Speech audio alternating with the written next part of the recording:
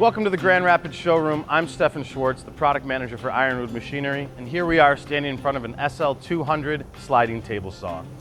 This sliding table saw is truly the workhorse of the woodworking world and is capable of doing various cuts, whether you're doing straight cuts, trim cuts, miter cuts, does not matter. This is an absolute Swiss Army knife of a machine, and it is perfect for any small or medium-sized shop or even in a one-off location in a larger facility.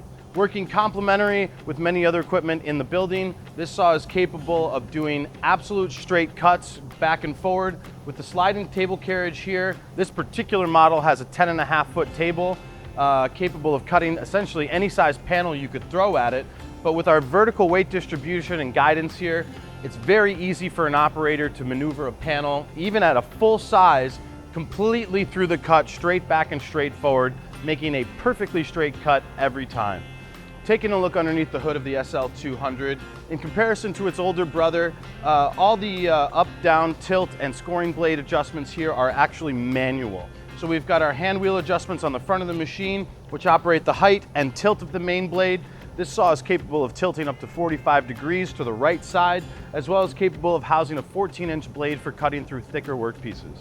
Our scoring blade right here in the front is actually a quick adjust tool so that you can change both the kerf as well as the width laterally and height up and down using these adjustment knobs right here as well. The kerf is adjusted manually on the actual scoring unit itself using an Allen key, but in conjunction to all these things, they're essentially giving us a great chip-free straight edge that you can either take to assembly directly after if you're doing a solid wood piece, or if you're in the melamine sheet good world, giving you an edge good enough to take to your edge bander directly there.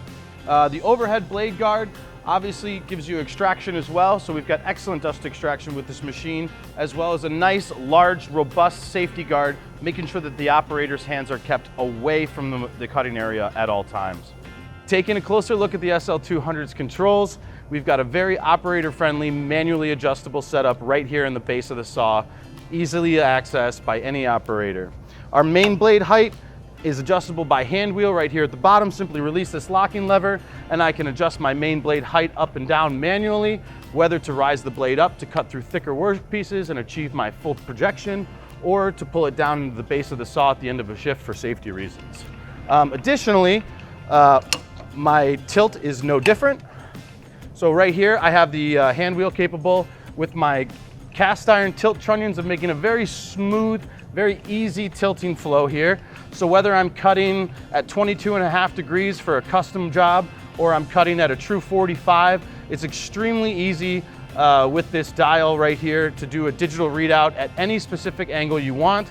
Simply lock it back into place and my tilt is now completely capable of staying in one spot. My blade height is constant and I can have multiple operators repeat the same job, whether it's one day or the next, having accuracy and consistency in all of my production flow.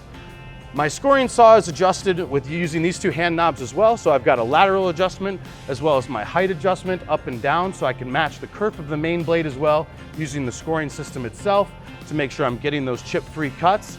But additionally, I have my main saw and scoring saw on and off buttons in the base of the saw as well as an e-stop and a simple on-off button.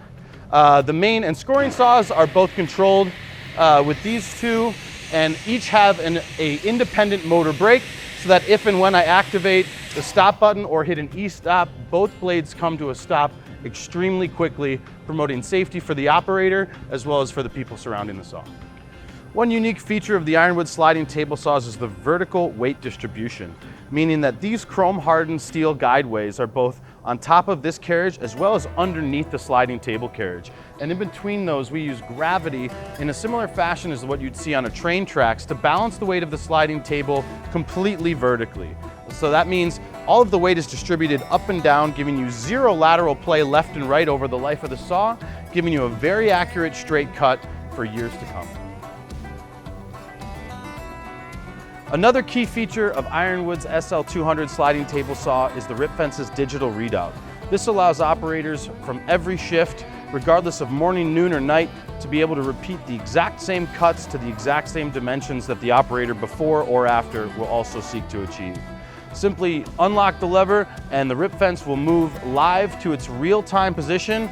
If a desired length is wished, simply move into the place of that, lock it down, and use the system's fine adjustment knob to tailor it precisely into the exact dimension that you're looking to cut at. Repeatable accuracy every time, regardless of the operator on the saw. Another key feature I want to highlight on this particular model is the pneumatic pressure beam. This beam is capable of mounting to both the SL200 and SL300 models and gives us an entire clamping zone along the length of the sliding table carriage, adding an additional layer of workpiece security as well as operator safety all in one. With two independent clamping zones, both front and back, I can use pneumatic pressure to secure a workpiece in any position on the sliding table saw or stack multiple workpieces on back behind this so that I can complete a very narrow cut, removing all of my hands away from the cutting area. Using this clamp, I can maintain operator safety, accuracy, and consistency over the life of the saw, as well as remove this if it becomes in the way at all. So with simply 2 bolts at either end and a couple of guys, you can lift this up, mount it onto the saw, or demount it in about 2 or 3 minutes time. So an additional air pressure hose right here clamps right onto it with its own air supply. This is an excellent feature to have for both workpiece security and operator safety.